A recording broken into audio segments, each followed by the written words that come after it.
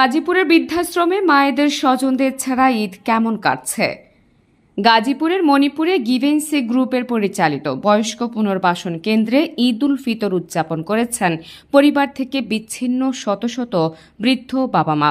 তবে পরিবারের সঙ্গে ঈদ উদযাপনের আনন্দ থেকে বঞ্চিত এসব মা বাবার মনে ছিল এক গভীর শূন্যতা। ঈদের সকালে তাদের জন্য বিশেষ খাবারের আয়োজন ছিল। সেমাই, পায়েস ও মাংস খিচুড়ি দিয়ে দিনের শুরু হয়। দুপুরে পরিবেশন করা হয় সুস্বাদু পোলাও ও মাংসের আয়োজন।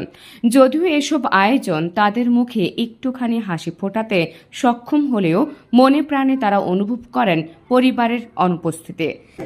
একটা কিছু রান্না করলে আগে পাশের মানুষ কি খাচ্ছে দেখতে হবে, রান্নাবাড়ি তাকে আগে দাও, সে কেমন আছে তাকে দেখতে হয়। তার রাত্রিবেলা পানি খাওয়ার দরকার, কেউ ঘরে থাকে না, এক গ্লাস পানি খাওয়ালাম, হাতের উপর দম বাড়া যাচ্ছে, দেখতেছি, দেখছেন মৃত্যুটা কাছে অনিবার্য।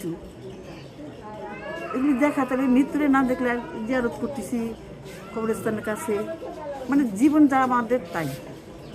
গিভেন্সি গ্রুপের এই পুনর্বাসন কেন্দ্রে প্রায় 150 থেকে 200 জন প্রবীণ বসবাস করেন, যাদের কেউ কেউ সন্তানদের অবহেলায় এই আশ্রয়ে এসে উঠেছেন, কেউ বা আপনজনদের চিরতরে হারিয়ে ফেলেছেন। এখানে তারা একে অপরকে সঙ্গী করে নতুন একটি পরিবার গড়ে তুলেছেন। বছর জুড়ে একসঙ্গে থাকলেও বিশেষ দিনগুলোতে পরিবারের শূন্যতা আরও প্রকট হয়ে ওঠে। পুনর্বাসন কেন্দ্রের কর্মীরা জানান, তারা প্রবীণদের আনন্দ দিতে সর্বোচ্চ চেষ্টা করেন। ঈদের দিন তাদের জন্য নতুন পোশাক ও বিশেষ খাবারের আয়োজন করা হয়। পাশাপাশি নানা বিনোদনমূলক অনুষ্ঠানেরও ব্যবস্থা থাকে।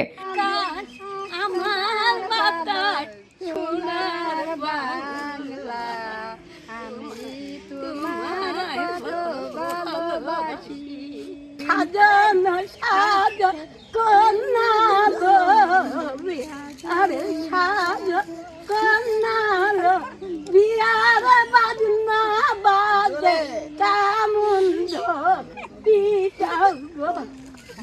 আগে যদি জানতাম তারে নিব, পরে সুন্দর ময়না লো, ফুলার চন্দন তুলালা থুয়া মনরে নচাম কুলে লো, সুন্দর ময়না লো।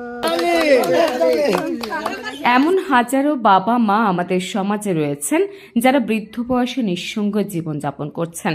তারা একসময় নিজেদের সন্তানদের মানুষ করেছেন, কিন্তু শেষ বয়সে তাদেরই আশ্রয় হয়েছে বৃদ্ধাশ্রমে। আচ্ছা, এই বয়স্কদের জন্য আমরা আয়োজন করছি ঈদের দিন, যেমন আমরা ফ্যামিলি বাড়িতে যেমন বাবা মা, ভাই বোন, ছেলে মেয়ে, দাদা দাদি সবাইকে নিয়ে যেমন একটা আনন্দ করি। সকালবেলা সবাইকে গোসল টোসল করে সবাই আপনি নতুন কাপড় পরা, তারপরে কিছু পর মিষ্টি মুখ সেমাই খাওয়া, তারপরে আপনি কিছুক্ষণ পর ঘুনি খিচুড়ি 10-11টা ঘুনি খিচুড়ি খাওয়ানো হয়। তারপর দুপুরে তো পোলাও, মাংস, রোস্ট, আপনার দই মিষ্টি সবই থাকে এনাদের জন্য, দুপুরে এগুলো খাওয়াবো।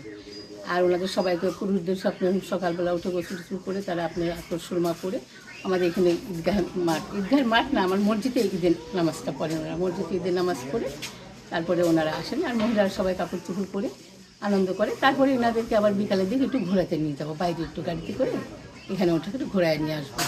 যারা যেতে পারে না, যায় না, কোনো দিন অনেক বছর হলো তাদের নিতেও আসে না, যেতেও পারে না, নেয় তাদেরকে একটু যাই ঘোরায় নিয়ে আসবো। এইভাবে এনাদেরকে কাটানো হয়। সমাজের দায়িত্বশীলদের প্রতি আহ্বান, যেন তারা পরিবার থেকে বিচ্ছিন্ন এসব প্রবীণদের পাশে দাঁড়ান এবং ঈদ সহ প্রতিটি বিশেষ দিনে তাদের জন্য আনন্দময় করে তুলতে এগিয়ে আসেন।